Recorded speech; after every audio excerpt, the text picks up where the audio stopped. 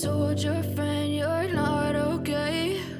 And tell me what's wrong and why you never said you felt that way.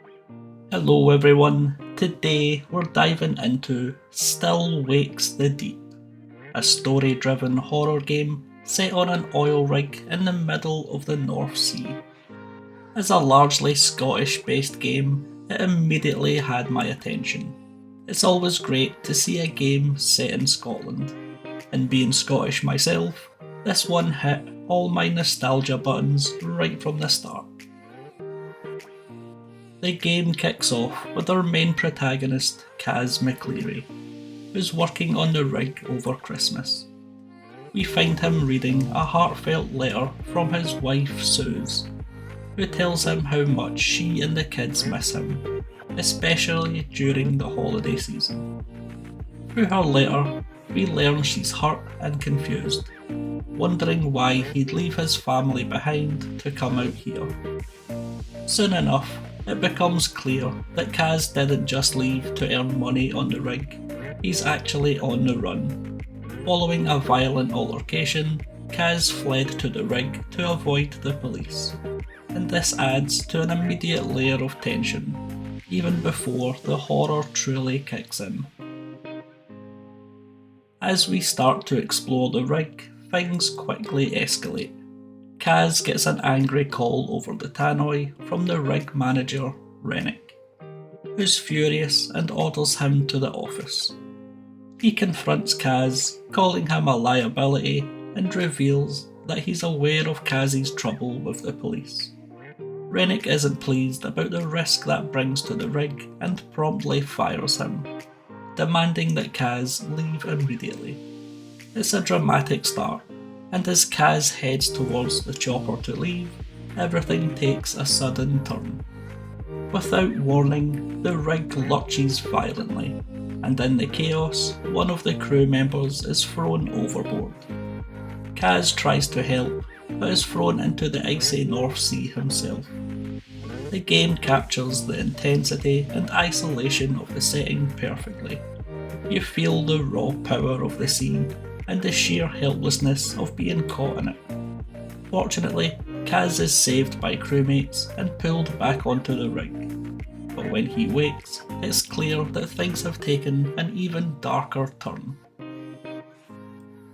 The rig has suffered major damage from what appears to be an unknown attack.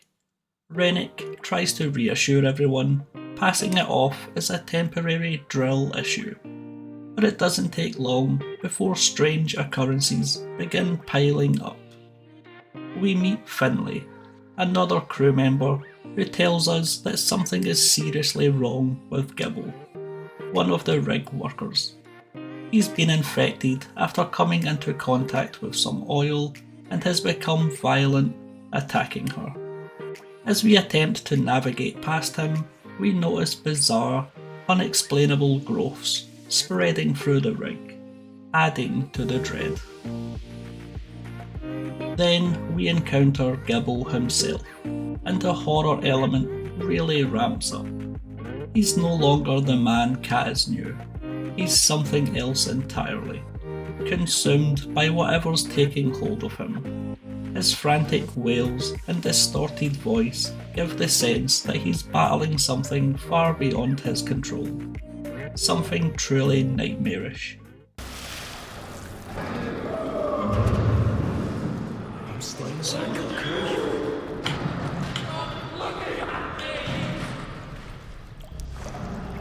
The rig starts to feel like a maze of terror as you're forced to evade infected crew members and unravel the mystery behind what's happening. What's truly phenomenal about Still Wakes the Deep is the way it combines horror, survival, and storytelling. As Kaz, we're constantly moving around the rig, fixing equipment, navigating past infected crewmates, and piecing together the events that led to this outbreak. The game's design and atmosphere add so much depth.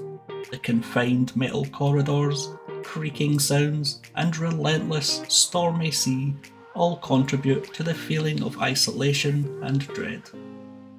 For me, as someone with a Scottish background, this game really resonated. There's a raw authenticity in the setting, the characters, and even the language that felt genuinely immersive. It made the story that much more compelling, especially as we learn about Kazzy's background, his struggles, and his family. These details make him a relatable protagonist with flaws and regrets, and that adds emotional weight to every decision we make in the game. The only downside, if there is one, is that it is a short game. I completed it in around 4 hours, which is brief for a story driven horror. But those 4 hours are packed with intensity, tension, and mystery. It's one of those rare gems that grabs you from start to finish, making it nearly impossible to step away until you've uncovered the whole story. So, on the fun meter, Still Wakes the Deep scores 93. This is easily one of the best games I've played this year, and while it's short, it's absolutely packed with emotion, atmosphere, and suspense. If you're a fan of horror games, or just want a unique, haunting experience set in a beautifully bleak Scottish landscape, I can't recommend this one enough. Still Wakes the Deep is a masterpiece, plain and simple, and it's a game that will stick with you long after you've finished it. Thanks for watching, and if you're looking for a game that mixes nostalgia, horror, and a gripping story, give Still Wakes the Deep a try. We'll see you all in the next review. I know you told your friend you're not okay, and tell me what's wrong and why you never said you